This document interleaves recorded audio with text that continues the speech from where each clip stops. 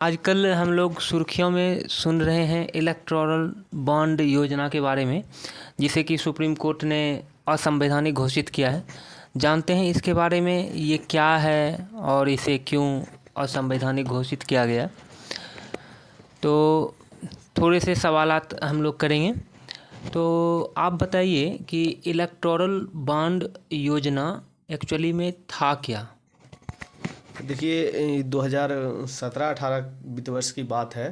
उस टाइम इस योजना को केंद्र सरकार द्वारा लाया गया है और ये चुनावी बॉन्ड योजना जो है एक राजनीतिक दलों को चंदा देने का माध्यम है।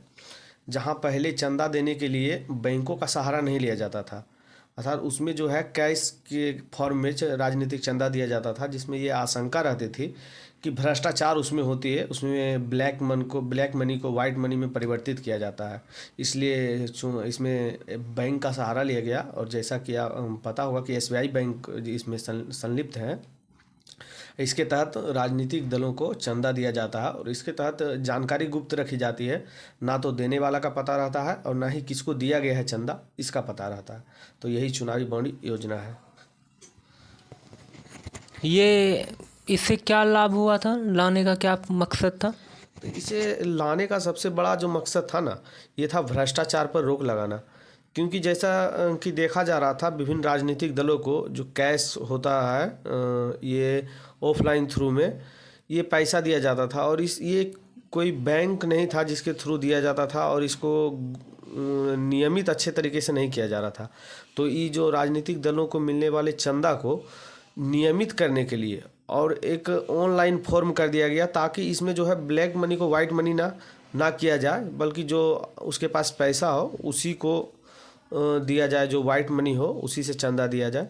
तो इसमें पारदर्शिता लाने के लिए जो चुनावी बॉन्ड योजना को लाया गया था। तो फिर अभी सुप्रीम कोर्ट ने उसे असंवैधानिक घोषित किया है, क्यों किया। तो देखिए 2017-18 के बाद इसका मुख्य उद्देश्य जो था, ब्लैक मनी को वाइट मनी में परिवर्तित करने से रोकना है, राजनीतिक दलों के चंदा जो दिया जाता था उसमें। लेकिन समय के अनुसार देखा गया इसमें जो है प्रासंगिकता इसकी जो है घटती गई और इसका जो मुख्य उद्देश्य था उससे भटकता गया। जैसा कि हाल ही में इसका जो उजागर हुआ है, सुप्रीम कोर्ट ने इसे मतलब कि जब से असंवैधानिक घोषित किया है और इसका असंवैधानिक घोषित करने का जो प्रमुख आधार था, सुप्रीम कोर्ट का मानना है कि यह भारतीय संविधान का अनुच्छेद 19 का 1 जो है उसके ए में सूचना का अधिकार दिया गया है और सूचना के अधिकार का उल्लंघन मानते हुए इसे वो संवैधानिक घोषित किया गया। क्योंकि सुप्रीम कोर्ट का कहना है कि लोकतंत्र में नागरिक जो है एक अहम भूमिका निभाता और इसमें राजनीतिक दलों को दिए जाने वाले चंदा के बारे में अगर नागरिकों को पता नहीं होता तो यह लोकतंत्र की हत्या है। इस आधार पर इसको असंवैधानिक घोषित किया गया। अगर बात करें असंवैधानिक घोषित करने के पीछे सिर्फ यही कारण नहीं था, देखा जाए तो इसमें देखें तो पारदर्शिता का तो अभाव था और धीरे धीरे ये देख रहा था कि अभी जितना जो ईडी सीबीआई जांच एजेंसियां हैं उसका दुरुपयोग बढ़ रहा है, यह आरोप लगता है विपक्षी दलों द्वारा या अन्य दलों द्वारा। यह देखा गया है कि जो जांच एजेंसियां हैं वो जिस कंपनी पर एक्टिव होती थी या उसके प्रति कार्रवाई करने की शुरुआत करती थी, तो वह कंपनी उस राजनीतिक दल को, सत्ताधारी राजनीतिक दल को चंदा के रूप में कुछ पैसे उपलब्ध करा दिए जाते थे, जिसकी सूचना भी गुप्त रूप में रहती थी। तो पता नहीं चलता था कि उस पर जांच एजेंसियां कार्रवाई शुरू की, फिर एकाएक बंद क्यों कर दी गई। जब चुनावी बॉन्ड योजना को असंवैधानिक घोषित किया गया और इसके तहत सूचना के अधिकार का विस्तार किया गया और चुनावी बॉन्ड योजना के तहत दिए गए धन को जब चुनाव आयोग अपने वेबसाइट पर प्रदर्शित किया, तो फिर ये आशंका और बढ़ गई कि ये जो जांच एजेंसियां हैं वो कहीं ना कहीं पक्षपात की है और चुनावी चंदे को के रूप में एकत्रित करने के लिए वो कार्य कर रही थी सत्ता दल के इशारे पर। ये इंगित करता है और यह आरोप विपक्षी दलों द्वारा लगता है और यह साबित भी होता हुआ दिख रहा है। इसलिए इसे असंवैधानिक करने के लिए जो सुप्रीम कोर्ट आ गया। तो फिर राजनीतिक दल को चुनावी अभियान करने के लिए उसे पैसे की तो ज़रूरत पड़ेगी, तो उसे चंदा भी लेना चाहिए। बिना चंदा लिए चुनाव होगा नहीं। तो चंदा का क्या आपको लगता है, कौन सा स्वरूप अपनाया जाए।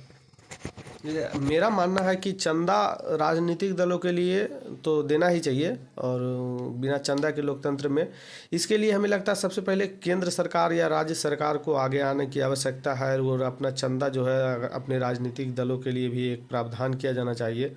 और दूसरी ओर देखें, चुनावी बॉन्ड योजना बहुत अच्छी योजना है, लेकिन इसमें और सुधार करने की आवश्यकता है। अगर जैसे कहें कि चुनाव आयोग चुनावी बॉन्ड योजना है, इसमें बैंकों के द्वारा जो मध्यस्थता की भूमिका निभा रहा था, उसमें सिर्फ एसबीआई क्यों, और कोई बैंक को भी संलिप्त किया जाए।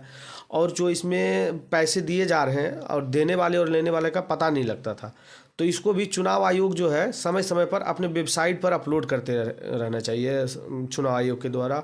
और एक सीमा निर्धारित कर दी जानी चाहिए कि इतनी सीमा से अधिक देने पर उसका सारा वेबसाइट पर दिखाया जाएगा कि ये पार्टी को इतना चंदा मिला इसके थ्रू, और इस पार्टी को इतना चंदा, जैसे बीजेपी को अगर कोई चंदा दे रहा तो ये इस कंपनी ने इतना चंदा बीजेपी को दिया, या कांग्रेस को चंदा दिया तो ये कंपनी ने कांग्रेस को इतना चंदा दिया, ये आदमी ने इतना चंदा दिया और इतना चंदा। तो इससे क्या होगा कि सोशल मीडिया के तहत पारदर्शिता भी बढ़ेगी, और सुप्रीम कोर्ट का जो मुख्य ध्येय था कि सूचना के अधिकार नागरिकों तक पहुंचाना, उसका भी सम्मान किया जाएगा, और चुनावी बॉन्ड योजना का उसका भी सम्मान किया जाएगा। दोनों के बीच का रास्ता निकालने की आवश्यकता, और यही बीच का रास्ता हमें दिखता है सबसे अच्छा होगा। जी हाँ, थैंक यू। जैसा कि अभी आप लोगों ने चुनावी बॉन्ड योजना के बारे में साधारण भाषा में विस्तृत रूप से आप लोग समझे, इसी प्रकार से हम लोग अगले एपिसोड में किसी चर्चित मुद्दे को आसान भाषा में समझाने का प्रयास करेंगे। आप लोग हमारे YouTube चैनल को सब्सक्राइब कीजिए और इसे शेयर कीजिए, ताकि अधिक से अधिक लोगों तक ये जानकारी आसान भाषा में, ताकि सबको समझ में आए, ये काम हो।